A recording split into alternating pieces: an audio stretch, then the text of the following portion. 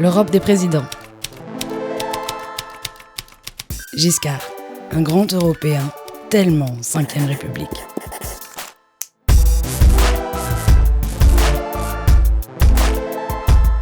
La vocation de l'Europe, c'est faire entendre dans les discussions internationales la voix de la raison, qui est celle de la concertation et de la paix, la voix de la fierté, qui est celle de l'indépendance et de la dignité, et la voix du cœur, qui est celle de la solidarité entre les peuples.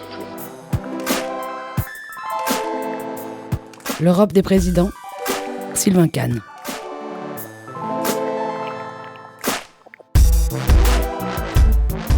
Le plus européen des présidents de la Ve République, c'est Valéry Giscard d'Estaing, sans aucun doute. Et quel visage incarne le mieux l'action européenne de Giscard que Simone Veil ? Simone Veil, c'est la ministre de la Santé qui courageusement porte dès 1974 la loi qui légalise l'interruption volontaire de grossesse. C'est elle aussi qui prend la tête de la liste giscardienne de centre-droit aux premières élections européennes de 1979. 192 voix. Madame Veil a obtenu la majorité absolue des suffrages. Elle l'emporte haut la main et se retrouve propulsée à la présidence du Parlement européen, le premier jamais élu au suffrage universel. Je l'invite à prendre place au fauteuil présidentiel.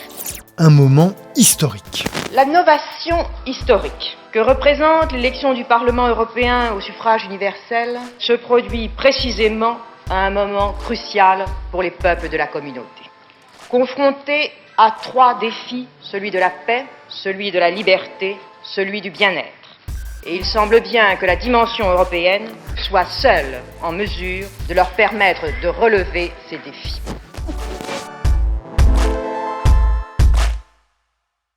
Élire le Parlement européen au suffrage universel, c'est une nouveauté majeure. Elle a été voulue par ce président, plutôt jeune, moderniste et démocrate, qu'on nomme par ses initiales, VGE. Si Giscard n'était connu que pour une seule réforme témoignant de son engagement européen, ce serait celle-là. Mais il y en a eu d'autres. L'instauration de sommets européens réunissant régulièrement les 9 chefs d'État et de gouvernement, par exemple. Nous aurons peut-être à organiser ensemble l'Europe de la nécessité. Pour moi, l'essentiel, c'est l'organisation périodique de rencontres de chefs de gouvernement européens, plusieurs fois par an, visant à la fois à faire ensemble le point des progrès de l'Union de l'Europe et d'autre part à exercer ensemble la responsabilité suprême de ce qu'on appelle la concertation politique. À son arrivée au pouvoir en 1974, le monde est entré en crise économique. La croissance et les 30 glorieuses, c'est fini. Mise à bas du système monétaire international, choc pétrolier, récession, fermeture des usines textiles et sidérurgiques, la CEE, seconde puissance économique mondiale, tangue. Avec ses sommets réguliers, nommés Conseil européen, Giscard veut montrer que l'Europe des 9, puis des 10 avec la Grèce, est incarnée, dirigée par des leaders plutôt que par des commissaires. Giscard d'Estaing, c'est aussi l'homme du système monétaire européen, le fameux SME. Décidé en 1978, il devient effectif moins d'1 an après, en mars 1979. Techniquement, tout est prêt sur les marchés d'échange internationaux pour le démarrage demain de l'Europe monétaire. D'autant que depuis 3 mois, le gouvernement français agissait comme si le franc était déjà entré dans le système. Quelle rapidité dans l'exécution! N'oublions pas qu'à son élection, il est auréolé de sa super compétence, de sa super réputation de ministre des Finances. Il l'a été sous Charles de Gaulle, puis sous Georges Pompidou. VGE, c'est l'homme de l'art. Mais l'histoire n'est jamais aussi simple que celle que la mémoire collective nous lègue. Derrière l'image glamour de cet Européen parfait se cache une vision très française, voire très monarque républicain du pouvoir. Certes, Valéry Giscard d'Estaing prône l'élection du Parlement européen au suffrage universel. Mais il s'oppose à ce que ce Parlement soit doté de pouvoirs importants.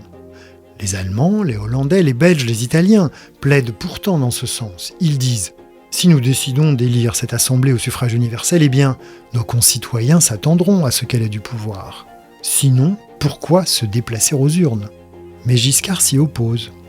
À la place, VGE insiste donc pour créer ce Conseil européen, un pouvoir d'en haut qui mécaniquement dévalorise le Parlement et la Commission européenne. Commission européenne pourtant vouée à la fabrique de l'intérêt général européen. Maintenir et consolider l'acquis communautaire n'est pas suffisant. Pour éviter de régresser, il est nécessaire de progresser. Pourquoi reprendre d'un côté ce qu'il donne de l'autre ? Giscard doit composer au sein de sa majorité avec un groupe gaulliste qui mène une véritable fronde sous la direction de son ancien Premier ministre, Jacques Chirac. Avec les parlementaires de son RPR, le Rassemblement pour la République, Chirac mène une guerre d'obstruction et en particulier sur l'Europe. En décembre 1978, depuis son lit de l'hôpital Cochin après un accident de voiture, visant l'UDF qu'a fondé Giscard, Chirac dénonce le « parti de l'étranger » qui veut vendre la France à un empire des marchands. Donc rendons justice à VGE, il a dû batailler ferme avec cette composante gaulliste souverainiste. Le deuxième thème sur lequel Giscard n'est pas le parfait européen des manuels scolaires, c'est précisément la création en un temps record du système monétaire européen. Il est bien, avec le chancelier allemand Helmut Schmidt, le cofondateur du SME. Mais avant d'en arriver là, pendant 7 ans, de 1971 à 1978, les deux hommes n'ont été d'accord sur rien ou presque. Pendant toutes ces années, Giscard et Schmidt occupent les mêmes postes en miroir, ministre des Finances, puis chef de l'exécutif. Mais leurs vues sur la crise divergent. Le chancelier social-démocrate de la République fédérale d'Allemagne estime que, je cite, « les profits d'aujourd'hui sont les investissements de demain et les emplois d'après-demain ». Par conséquent, Schmidt lutte contre l'inflation, lutte contre le chômage, lutte contre les déficits publics. De son côté, la France du président Giscard connaît l'inflation, connaît le chômage, voit ses déficits budgétaires et commerciaux se creuser. Selon son Premier ministre, lui-même, l'économiste Raymond Barre, la France vit au-dessus de ses moyens.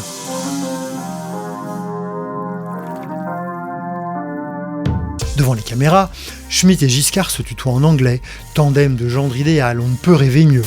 L'amitié économise beaucoup d'efforts inutiles parce qu'il y a des conversations politiques qui sont pleines de pièges, de manœuvres. Il faut y faire attention, cela prend du temps et cela détourne d'ailleurs des véritables sujets. Mais en aparté, Schmidt recadre Giscard. Tu sais, Valérie, à quel point je t'estime. Mais si tu veux qu'on fasse ensemble ce système monétaire européen, ce SME, eh bien, tu dois mettre de l'ordre dans les finances de la France. Le SME, de quoi s'agit-il ? Il s'agit d'instaurer un système de taux de change où les monnaies fortes soutiennent les monnaies faibles pour limiter les dévaluations. Un système adossé à un fonds monétaire européen constitué par les réserves d'or des banques centrales de chaque pays membre. Dans ce nouveau système, l'unité monétaire européenne, l'écu, servirait de moyen de règlement entre les institutions monétaires de la communauté européenne, c'est-à-dire d'une part les banques centrales et d'autre part les institutions qui interviennent, par exemple le Fonds européen FECOM. Résultat, ça marche. Face à la récession, le SME réduit l'incertitude économique. Si finalement Helmut Schmidt s'est rallié à la proposition française, bien que les finances de la France soient toujours dans un état pénible, c'est parce que le mark allemand ne cesse de devenir une monnaie refuge et qu'à force, les exportations allemandes se retrouvent handicapées par la cherté du mark. 1978 correspond donc à un moment de bascule. Pour la France, faire le SME, c'est renforcer le franc faible. Pour l'Allemagne, faire le SME, c'est limiter le mark fort. Ce fameux couple franco-allemand de rêve prend en réalité cette décision historique pour des raisons d'intérêt mutuel bien compris. Et pas seulement parce qu'ils sont les constructeurs idéaux de l'Europe.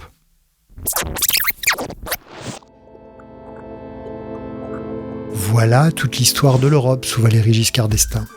Celle d'avancées indéniables, réelles, mais limitées par une vision trop 5e République, trop présidentialiste et colorée par la mauvaise réputation de l'économie française auprès de ses partenaires. On a préféré retenir que Giscard est ce président français qui a fait plus pour l'Europe que tous ses prédécesseurs, et ce n'est pas faux. De Charles de Gaulle à Emmanuel Macron, ce que l'Europe leur doit et vice-versa. L'Europe des présidents, une production Wave Audio en partenariat avec les presses universitaires de France. Disponible sur toutes les plateformes.